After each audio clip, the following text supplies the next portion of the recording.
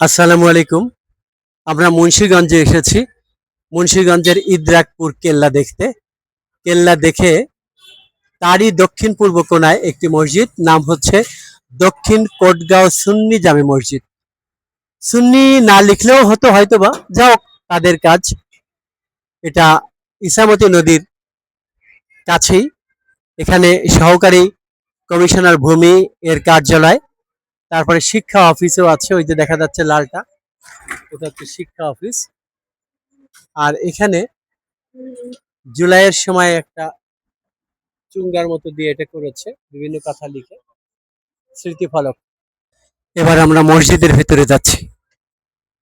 মসজিদটা ছোট, মোনাজাত হচ্ছে এখন।